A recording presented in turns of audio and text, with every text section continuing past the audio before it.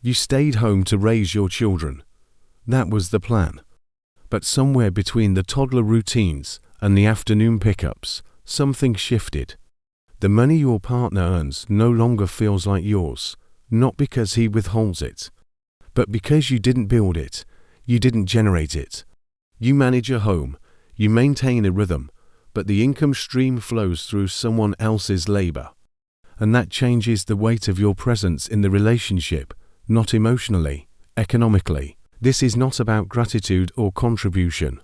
It is about leverage, financial leverage, the kind that sits in your name, the kind that doesn't require permission to access, the kind that recalibrates how you move through decisions, purchases, and long-term security. Staying home was a choice, but the economic dependency that followed was not always part of the agreement. It arrived quietly, and now it sits between you and your autonomy. The traditional framing says, you are investing in your children, you are. But that investment does not compound into your financial independence. It compounds into their development, which is valuable, but it is not liquid. It does not create cash flow. It does not build your economic position. And the longer you stay in this model without recalibrating, the wider the gap becomes between your relational authority and your financial agency. Here is the pattern most women encounter. You stop working, you lose your income, you gain time. But time without monetization strategy becomes maintenance labor, unpaid, unrepeated in financial terms. And over months, then years, your professional identity fades, your earning confidence erodes, and the idea of re-entering the market becomes increasingly abstract. This is not personal failure. This is structural drift. And it happens to women who are highly capable. Because capability without deployment does not generate capital, the solution is not to abandon caregiving. The solution is to stop treating caregiving and income generation as mutually exclusive categories. You can raise your children, and you can build economic infrastructure simultaneously, but only if you stop waiting for permission to start. Only if you recognize that your home is not just a domestic space. It is an operational environment. And operational environments can be monetized. This is where soft power enters. Soft power is not influence for influence's sake. It is relational capital converted into economic positioning. You already have it. You already manage trust, consistency, problem solving, and communication inside your home. Those are not soft skills. Those are client-facing competencies. The question is whether you are willing to reframe them as such, and whether you are willing to deploy them outside the walls of your household. Most women resist this, not because they lack the ability, but because they lack the economic clarity to see caregiving labor as transferable. They see motherhood as identity, not as skill set. They see routines as necessity, not as operational systems. And they see time spent with children as sacred, which it is. But sacredness does not exclude monetization. You can hold both. You just have to stop treating them as opposing forces. The new stay-at-home mother is not staying idle. She's building. She's creating digital products, offering virtual services, monetizing expertise, and establishing recurring income streams that operate inside the rhythm of her existing routines. She's not trying to replicate a corporate schedule. She's designing her own economic engine, one that respects her time, one that scales without requiring her physical presence in every transaction, one that compounds. Here is the shift. You stop asking for more time.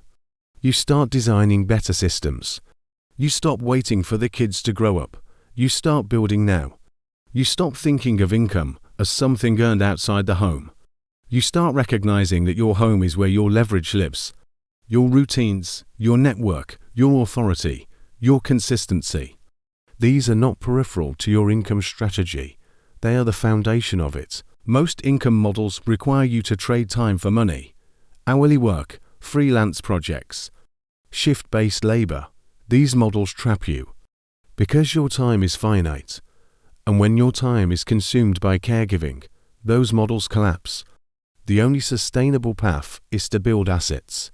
digital products, membership models, automated systems, content libraries, client ecosystems that do not require constant manual input. This is not passive income.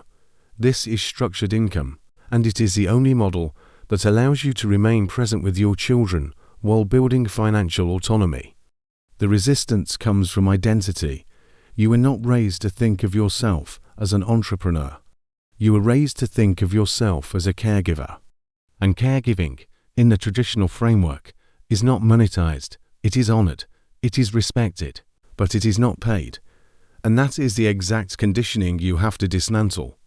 Because the moment you accept that caregiving labor has no financial translation, you accept a lifetime of economic dependency. And economic dependency is not partnership. It is structural vulnerability. You do not need a business degree. You do not need startup capital.